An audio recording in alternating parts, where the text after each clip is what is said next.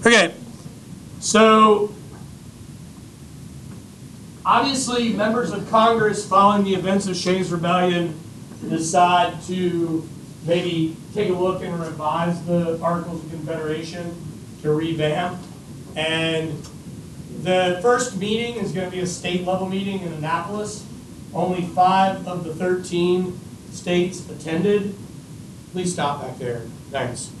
And the group is going to decide to meet in Philadelphia in the summer of 1787 in a secret meeting that will be held in the State House that we know now as Independence Hall.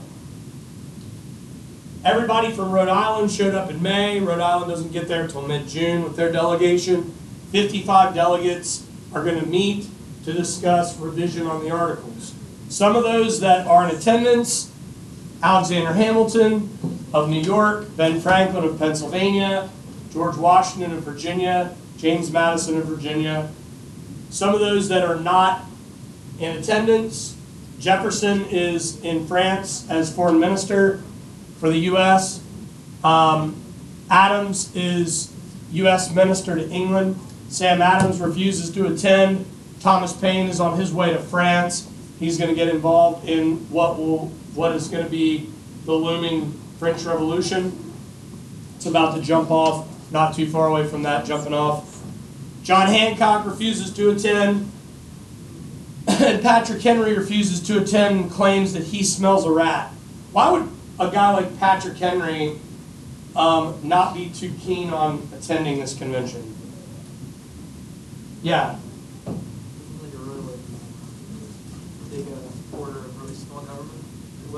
Excellent. He's a supporter of small centralized government, and he's also comes from what state? Virginia. He doesn't want to see Virginia lose its state power, and he feels, and a number of other delegates from Virginia, or Revolutionary era founding fathers from Virginia, feel that Virginia's already given up too much. Nice job, Ian. Well done. So, founding brothers. We have Washington, Madison, Jefferson, Hamilton, and Adams. I don't know if I talked. Did I tell you about that book by Joseph J. Ellis, Founding Brothers? I've talked about it before. If you're into this era, I would encourage you to read it. It's a really awesome narrative on the history of the founding of the nation, from the Constitutional Convention all the way to Washington's farewell address. All right, so 55 delegates, a little bit about them. They're well off. They're mostly young. They hope to preserve the Union. Many of them have a college education. Many of them served in the war, either in combat or in Congress, and nearly all of them had served in some capacity or another in a state legislature or previously in a colonial legislature. Remember, no longer colonies, now states. They want to protect democracy.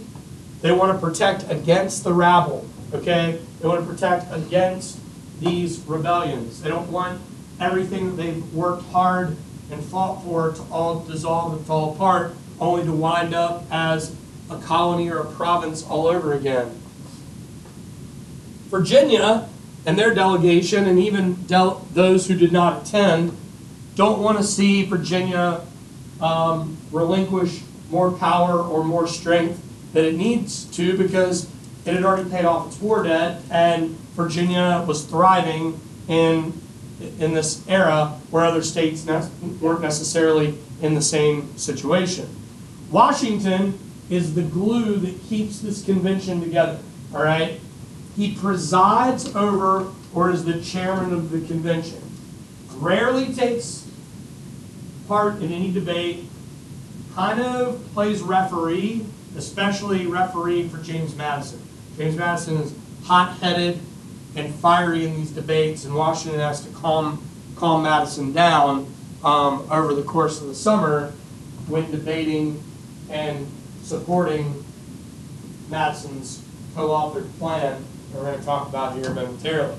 So Washington brings some enormous prestige to the position, and it also sets in motion the reason that Washington's going to be elected president, the first president, and served those 2 terms.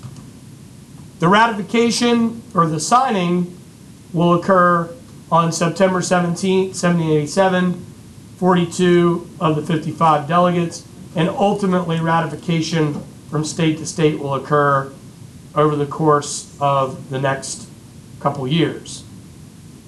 Delegates, again, as I said, met in secret in Philadelphia in the blistering hot summer in the State House, better known to us as Independence Hall. Handful of the folks that I point out here, we got Washington standing here, seated in the front, Ben Franklin, speaking in his ear, Alexander Hamilton, seated to our right and to Franklin's left, James Madison, and we also have seated behind Hamilton's right elbow is Roger Sherman, author of The Great Compromise. This is a few of the people that we're going to discuss in the lesson. What's that? We'll take a look at that. I can get you a list of who everybody was, if you're interested. I believe that's Robert Patterson from New Jersey. Yeah, we can. I'm pretty sure, but I'll double check that for you. All right, so adopting the Virginia Plan. There are 2 plans that are going to be proposed to replace the Articles of Confederation. The large state plan, or the plan supported by mainly the large states, is going to be co-authored by James Madison and Edmund Randolph, and it's known as the Virginia Plan.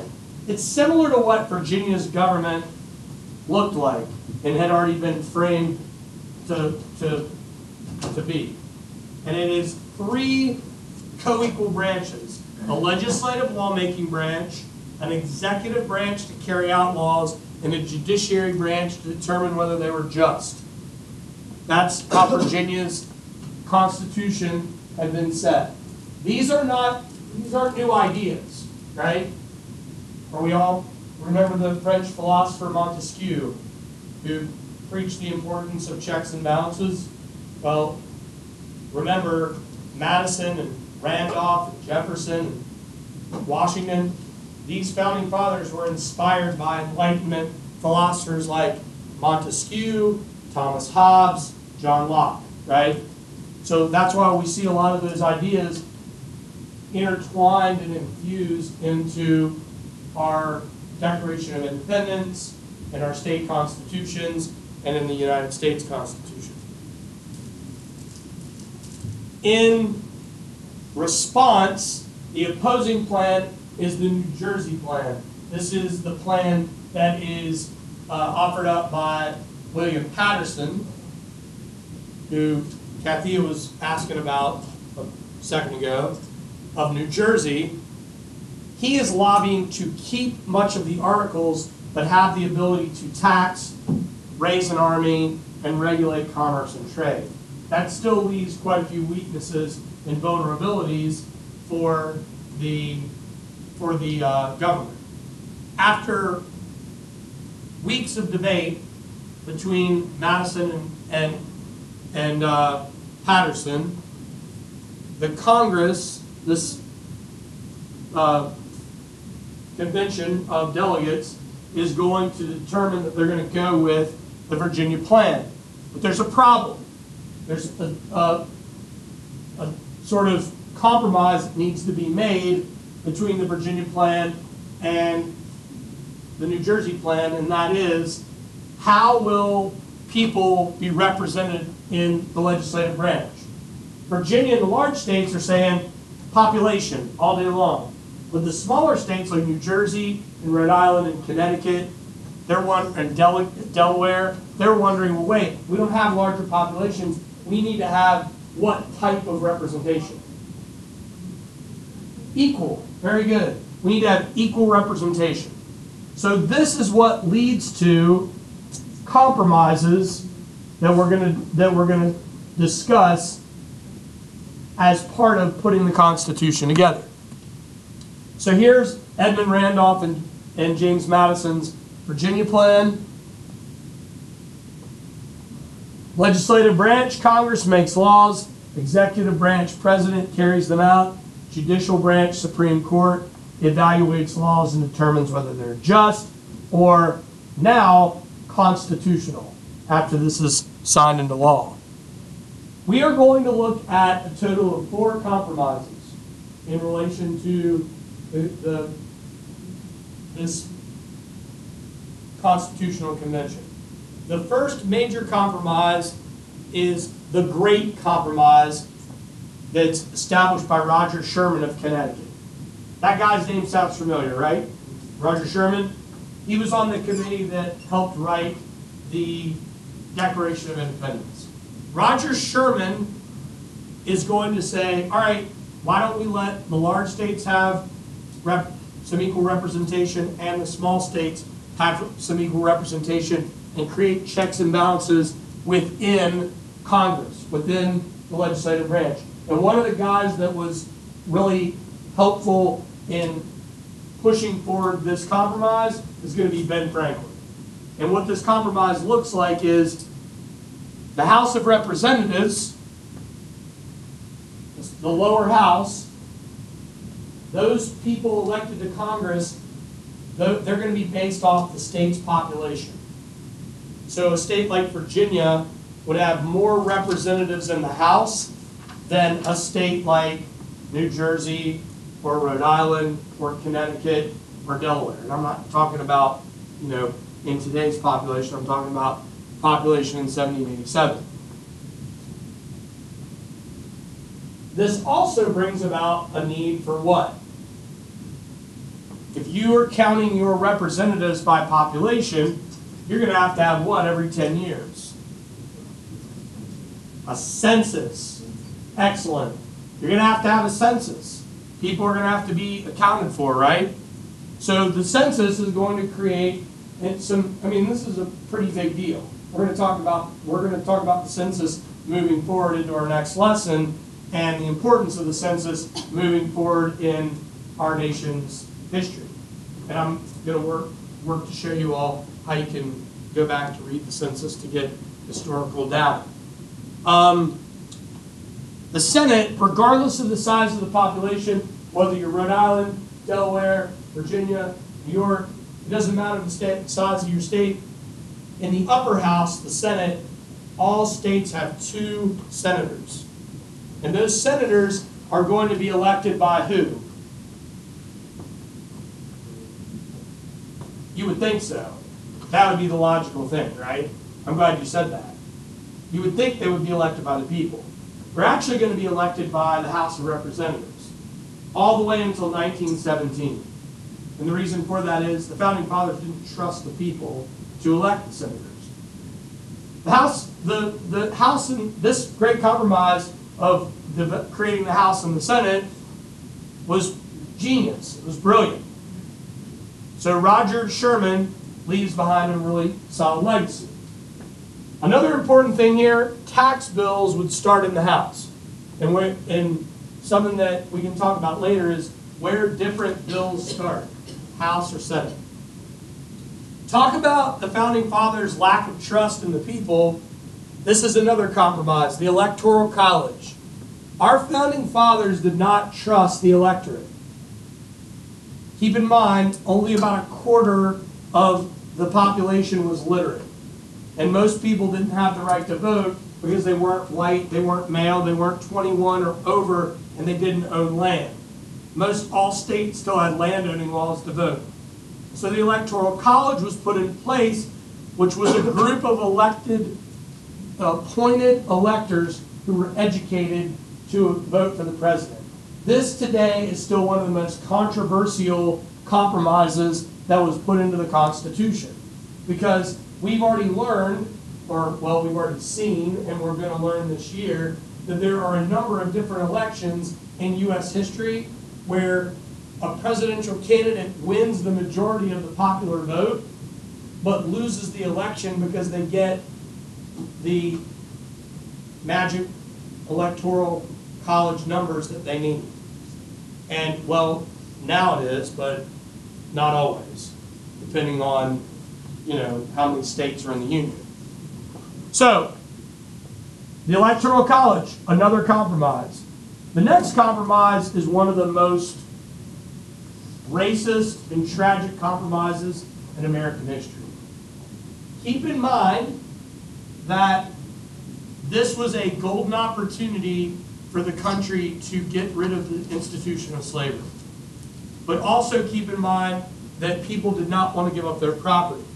There were multiple proposals on how to do so, like having these people purchased, granted their freedom, and then either the states or potentially the government accrue that debt and pay the people for their assets or their property. But instead, they go to a compromise and the institution of slavery continues. And there's a historian that said the issue of slavery was like a serpent under the table at the Constitutional Convention. Jefferson said the issue of slavery was like having a wolf by the ears. You could not hang on, nor could you let go, as either way you were going to get bit. So this is one of those moments in American history that it's tragic, because not only did you have a golden opportunity to get rid of slavery in the Revolution and with the Articles of Confederation, but now you have another chance, and that chance passes you by. So what I want you to understand before I explain what the 3/5 compromise is, this is a seed to the Civil War, right? Because it doesn't matter whether an African American man or woman was free or whether they were a slave, they had no opportunity to run for office, nor did they have any opportunity to vote. The South wanted to count those people as population. The North did not. They were not interested in that because a lot of northern states were getting rid of the institution of slavery as the new nation was being formed.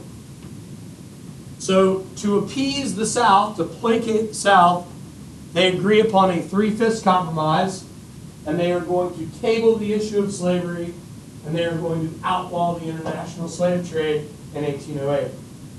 But that 3/5 compromise, 3 of every 5 slaves are going to be counted as population, meaning that if more slaves are purchased and more slaves are born into the institution, the more representation you have in the South, and those who are running for office in the South, in the legislative body, have to be landowners, right? White male landholders, and a lot of those are going to be slave owners themselves. So this is a really tragic compromise that's put in the Constitution. Another thing that I want to add here, and I'm not trying to continue to bring you down, but I'm gonna, is that, I don't know if you all realize this, Native Americans are completely left out of the Constitution. Altogether, left out. No rights protected, not acknowledged in the Constitution whatsoever. So, we've got a pretty cool little cartoon here. The New Jersey and Virginia plan battling it out in the Constitutional Convention. And it says, how should the people be represented in the national legislature? State population, maybe we should compromise, and that leads to the great compromise, a House and a Senate, based upon population and equal representation. All right, so there are some safeguards that the conservative Federalists, those who supported the Constitution, are going to be happy with, all right? They love the checks and balances. They love what the Great Compromise has done. They love that the large states aren't losing representation on population. In fact, they're gaining representation on population, something they hadn't had under the Articles of Confederation. This also is going to protect them against the mob, against the rabble, right? Furthermore, justices are going to be appointed for how long? Life, okay? Justices are appointed for life. Electoral college creates a buffer between the haves and the have-nots to determine who will be president. And we'll see that put to the test in the election of 1824 and 1828. Senators are elected by the state legislatures, not by the people. Does anybody know what amendment changes that? Where the people vote for their senators? And this is like a right we kind of take for granted. We don't realize that from the founding of the Constitutional Convention and the ratification to 1917, the legislatures voted for the senators. Any ideas what amendment that is? It's a really easy amendment to remember. 1917. 17th Amendment. Okay. Passage of the 17th Amendment during the Progressive Era. So this is kind of a cool statistic I want you guys to check out. At the framing of the time of the ratification of the Constitution, the people, right, in this democratic republic could only vote for half of 1/3 of the government. That was it. Now, this is going to evolve and change, right, as time moves on. So the convention will sign, the 42 of the 55 will sign the Constitution on September 17, 1787. And then the last compromise, and I would argue as important, if not more important than the Great Compromise, is the final compromise to get the Constitution ratified and over the hump, and that is an agreement to a Bill of Rights. The Bill of Rights will be written in 1789, and it will be attached in 1791. Who is our author of the Bill of Rights? James Madison. Good. All right. So here we have the signing of the Constitution, and then we have the Articles, Preamble, We the People, Article 1, Power of the Legislative Branch, Congress, Article 2, Power of the Executive Branch, President, Article 3, Power of the Judicial Branch, Supreme Court, Article 4, Relations among the states and the national government. We call those concurrent powers or shared powers. Like both the national government and the state government can do what to us? Tax us. Nice job. Who said that? Well done. Okay. Amending the Constitution, Article 5, national debt, supremacy of national law, and oaths of office, and Article 6, and then Article 7, ratification of the Constitution, and then, of course, the Bill of Rights will be added. So, this is a good place for us to pump the brakes. Do you guys have any